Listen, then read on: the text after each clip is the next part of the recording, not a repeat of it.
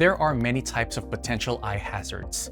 Flying debris are hazards to the eye and includes things like dust, dirt, metal, and wood chips. Flying debris accounts for about 70% of serious eye injuries. Liquid chemicals including acids and bases, chemical gases or vapors, and blood are potential eye hazards. Working with lasers or any type of welding emits harmful light rays. It's scary how many potential eye hazards are out there. Your eye could be struck or scraped and you could possibly end up with a scratch on your eye.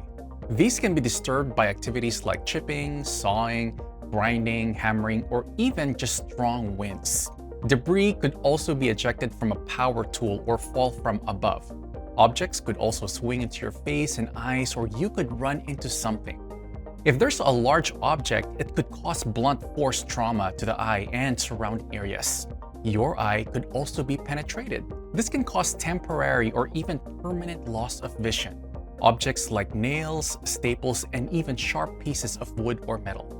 These objects can go through the eyeball and cause severe damage. Your eyes could even be burned. This may be from a chemical or a thermal burn. A chemical could splash or even explode while working with it. Splashing can occur when working with any type of industrial equipment or cleaning product.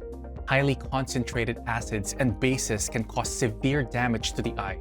The proteins in an egg white are similar to those in our eyes. Let's see the damage caused when a small amount of acid is added to an egg white to demonstrate this.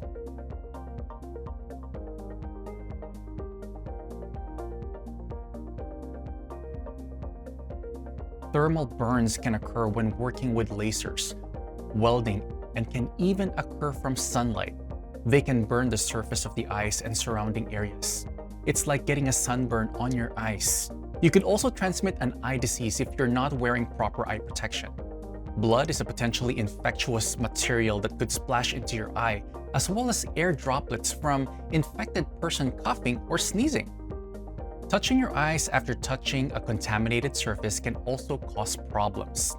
These diseases are transferred through the mucous membranes of the eye. They may cause some redness or soreness, but could also cause a life-threatening disease like HIV or hepatitis B.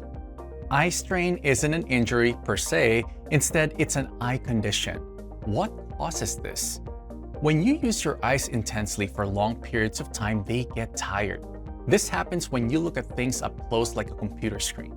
It also can happen when you drive long distances, especially at night.